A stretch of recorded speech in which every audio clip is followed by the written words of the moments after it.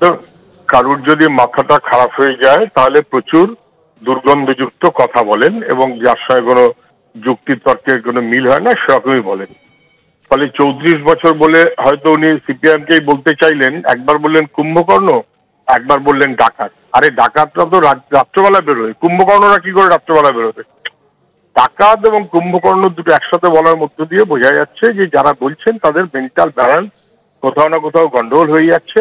এবং এত বড় বড় ডাকাত চোরেদের জ্যাঠামশাই 12 বছর ধরে কোনো কিচ্ছু করতে পারলেন না মাননীয়া, কোনো কিছু করতে পারলেন না। কমিশন করলেন, মিথ্যা মামলা করলেন, আসাবেন, মামলার পর মামলা দিলেন, সমস্ত কিছু বন্ধ করে দিলেন, আক্রমণ কত কিছু করলেন, কিছুই করতে পারলেন না। আজ পর্যন্ত একটা কালো দাগ কারুর বাম আমলের জ্যোতি বসু বুদ্ধ ভট্টাচার্য থেকে শুরু করে মন্ত্রিসভার তলা পর্যন্ত কারুর একটা দাগ লাগাতে পারলেন না। আর আপনার সাধের বালু জেলে, সাধের পার্থ জেলে, মানিক ভট্টাচার্য জেলে, বীর কেষ্টা জেলে এবং অনেক রকম ধামাচাপা দিয়ে বেঁচে আছে বলে পিসি ভাইপো টিকে আছে, না বোঝার কোনো কারণ আছে নাকি?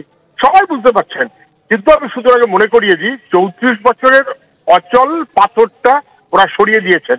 34 বছরেই কিন্তু পরীক্ষার্থীর সংখ্যা মাধ্যমিকে 2 লক্ষ থেকে 12 লক্ষ হয়েছে, সেটা কমে হয়েছে এখন 6 লক্ষ। 34 বছরের প্রত্যেক বছর টেটের পরীক্ষা হয়েছে, এসএসসির পরীক্ষা হয়েছে, নিয়োগ হয়েছে, হলদিয়া পেট্রোকেমিক্যাল হয়েছে, একের পর এক আপনি যা দেখতে চাইছেন সেক্টর 5 হয়েছে, সেক্টর 6 ওরা করতে পারেনি। বামতলাতে লেদার কমপ্লেক্স বামফ্রন্ট, তারপর কিছু করতে পারেনি। আইটি হাব বামফ্রন্ট, তারপর কিছু করতে পারেনি। গত 12 বছর বাংলাকে ধ্বংস করেছে। আর যা আপনি পশ্চিমবাংলায় দেখছেন এটা কিন্তু 34 বছরের বাস্তবতা। এটাকে অস্বীকার করা মানে দুর্ভাগ্যের মতন করে চলা। দেগঙ্গার কর্মী সভা থেকে আজ নাম না করে সিপিএমকে আক্রমণ করেছেন মমতা বন্দ্যোপাধ্যায়। সিপিএমকে আক্রমণ করে আজকে মমতা বন্দ্যোপাধ্যায় বলেন 34 বছর ধরে অচল পাথর বাংলায় ছিল, তারা কিচ্ছু করেনি। যারা সব থেকে বেশি তৃণমূলকে জ্বালিয়েছে তারা আজ চোর বলছে, তোমরা বড় বড় ডাকাত। নাম না করে সিপিএমকে নিশানা মমতা বন্দ্যোপাধ্যায়ের।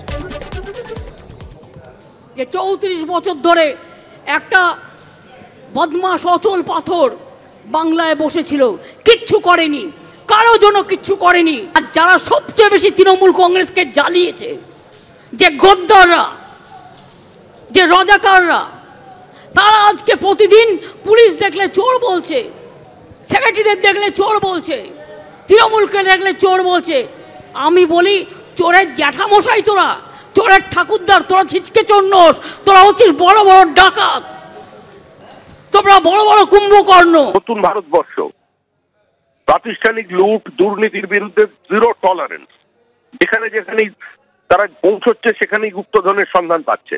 মুখ্যমন্ত্রী আজকে জ্যোতিপ্রিয় মল্লিককে সমর্থন করছেন। জ্যোতিপ্রিয় মল্লিকের পরিবারের সঙ্গে, বাকিপুরের পরিবারের সঙ্গে যে 9 কোটি টাকা উদ্ধার হয়েছে, বিভিন্ন জায়গায় ব্যাংক ব্যালেন্স এগুলো পাওয়া গেছে, প্রভূত সম্পত্তির যে হদিশ পাওয়া গেছে, সেগুলো, এই লুটটাকে কি তিনি সমর্থন করছেন? আমরা আগেই বলেছি তৃণমূল কংগ্রেসের এটা কর্মসূচি, তৃণমূল কংগ্রেসেরই এটা চলার পথ। তাই মুখ্যমন্ত্রী যতই বলুন না কেন এই প্রতিহিংসার কথা, মানুষ জানে যে এই লুটটা সমর্থন করাই হচ্ছে তৃণমূল কংগ্রেসের রাজনীতি।